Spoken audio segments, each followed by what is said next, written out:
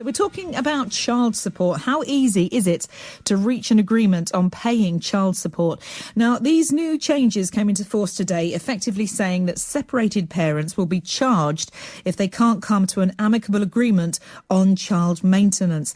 Now, it seems the father will have a 20% fee added to his payment and the mother will have to pay around 4% of what she gets. But how easy is it to come to an arrangement, and how have you been affected? Let's get a word with Ray Barry from Wolverhampton, who's chair of Real Fathers for Justice. Good afternoon, Ray. Good afternoon, Caroline. Listen, thanks for coming on and chatting to me. Now, these changes, they've been talked about for a long time, but before we get on to that, how hard is it for couples to actually sit down and agree on child support? Well, I think in a lot of cases it really is very difficult. The very fact that a couple have separated and find themselves in this position is itself an indication that they don't get on very well.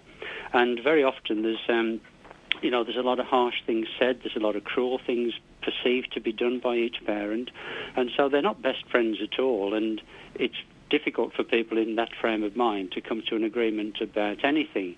But the fact of the matter is that it's always better if they can manage that. It's better for everybody if they can achieve that.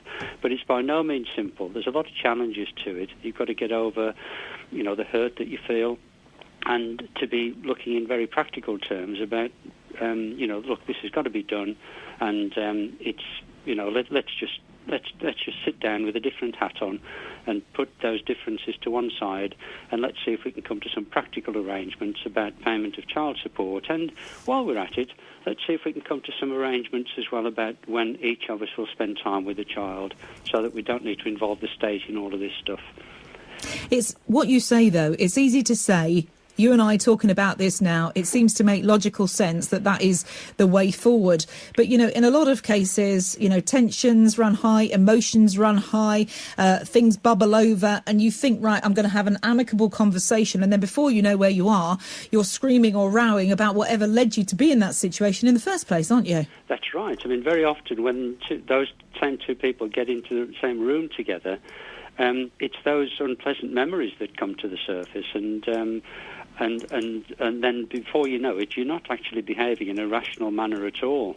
You're behaving, you're being driven by the same emotions that separated you in the first place. Absolutely, and I guess you've got the resentment from, if it's one person's choice or one person was the perpetrator of this and sort of wanted that marriage to end, you've got the other one who's really emotional about that because they begrudge or resent being put in this situation in the first place. That's right, very often I think in a separation it isn't really a mutual thing. It's one person more than the other who has decided that they want to end the relationship. And so they both come to this situation with a very, very different package of emotions behind them. One, might even have very strong feelings for the other and would like to get back together with them again. And that can cloud things as well.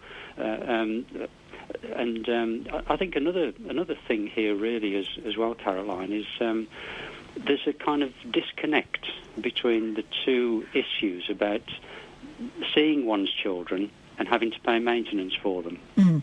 And from I think most ordinary people would see this as being something that the two should have a connection with each other. That it's fundamentally unfair, in other words, for a dad to have to pay child support for a child that he's not allowed to see. Absolutely. But the kind of the way that the state agencies view this, and I'm thinking here of the family courts that deal with contact arrangements and the CMS that deal with child support payments, they see the two things as being completely unconnected with each other. And I think that's in a way part of the problem. I think we ought to be a bit more pragmatic about it and have some sympathy with a father who doesn't pay because he's not allowed to see his child. I think if we're a bit more practical along those lines, it would lead to agreements more effectively than they are at the moment. Now, you, as we said when we introduced you, you are the chair of Real Fathers for Justice. So, you must have talked to many people that feel, very hard done by in all of this or frozen out altogether by their families. That's right. I mean, that's essentially where the organisation came into existence from, was dads who couldn't get to see their children.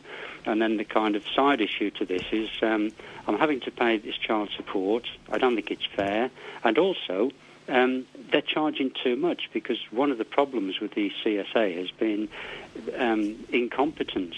And I don't just say that lightly. They were found by a common select committee to be not fit for purpose at one stage.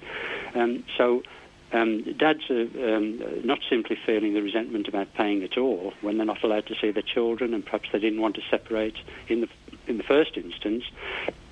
But then they find that they're having to deal with this agency that can't get its figures right. You know, and they're, you know, they know what the figures are, they know what their earnings are, they can work out the percentage for how much they're supposed to pay, but for some strange reason they're being charged a great deal more, such that they can't even maintain a proper home for themselves because of the amount that's being deducted from them. Well, listen, Ray, we're going to get some stories. We've got people calling through that have perhaps gone through what you have, talked about there. But thanks very much for your time. Really good to chat to you, Ray. Take care now. Nice to talk to you, Caroline. Thank Bye-bye. you. Thank you. Bye. That is Ray Barry there, who's the chair of Real Fathers for Justice. Now, I want your stories on this, please, this afternoon. 03453 009956. That's 03453 009956. In your experience, how easy is it to reach an agreement on paying child support? Did you have an amicable conversation? Did you iron it all out between you? Were you able to put your differences to one side? Or in the event, did that prove nigh on impossible? We're going to talk to Mitch in Dudley and Maxine in Sedgley about this next.